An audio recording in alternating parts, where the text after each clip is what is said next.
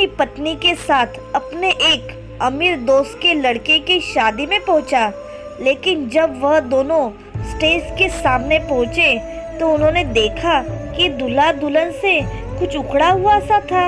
उस आदमी ने दूल्हे के पिता यानी अपने दोस्त से पूछा, क्या हुआ यार, तेरा बेटा स्टेज पर इतना उदास क्यों बैठा है? तो दूल्हे के पिता ने कहा कि यार क्या बताऊं, लड़की के बाप ने दहेज में शाम 5 बजे तक 6 लाख रुपया देने का वादा किया था, लेकिन अब तक भी वह पैसे का इंतजाम नहीं कर पाया। अब तुझे तो पता है ना, धन लक्ष्मी के बिना इस दुनिया में एक पत्ता भी नहीं हिलता। और मेरा बेटा तो वैसे भी बहुत बड़ा इंजीनियर है, पैसे का इंतजाम नहीं किया तो मैं ये रिश्ता तोड़ दूंगा। यह सुनकर दूल्हे के पिता के दोस्त को बहुत बुरा लगा। तभी वह आदमी और उसकी पत्नी दूल्हे के पास स्टेज पर जाते हैं तो वह लड़का उन्हें नमस्ते कहता है। स्वभाव से वह दूल्हा उसके पिता से ज़्यादा समझदार दिख रहा था। तब उस आदमी ने दूल्हे को एक 100 रुपए का नोट दिया और दुल्हन के सामने उससे कहा कि बेटा, इस नोट को पैरों तले मसल कर या फाड़ कर फेंक दो। तो दूल्हे ने कहा कि अंकल, आप मेरे पिता के दोस्त होते हुए भी मुझे ऐसे सलाह क्यों दे रहे हो? हम पैसे को लक्ष्मी मानते हैं और लक्ष्मी को फाड़कर या मसल कर नहीं फेंक सकते। तब फिर उस आदमी ने कहा कि अच्छा बेटा, तुम यह बताओ कि एक औरत की तुम्हारे घर में क्या इज्जत है?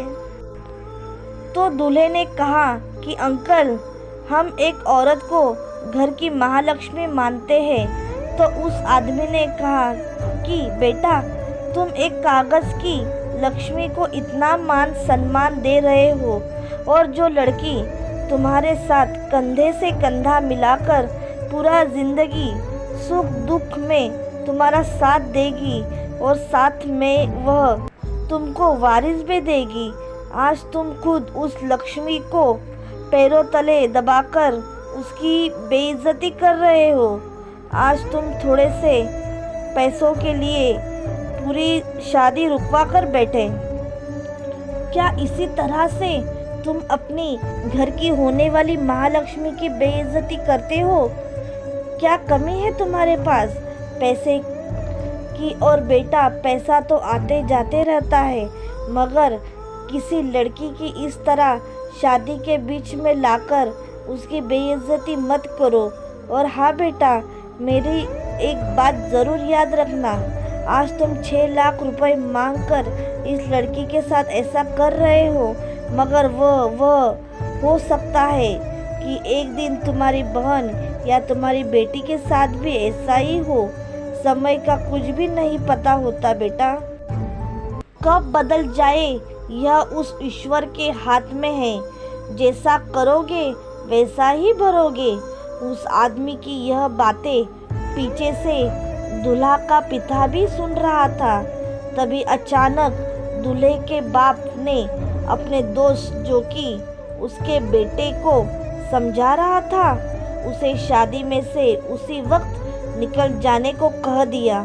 लेकिन दूल्हे ने उनका हाथ पकड़कर कहा कि नहीं जाएंगे। अंकल, यह बिल्कुल सही कह रहे हैं।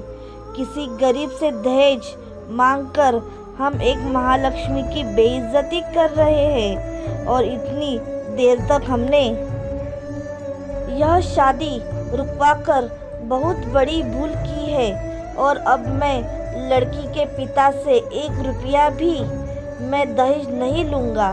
तभी वह उस आदमी से थैंक्स करते हुआ यह कहता है कि अंकल जी, आपका बहुत बहुत शुक्रिया मुझे यह सब समझाने के लिए।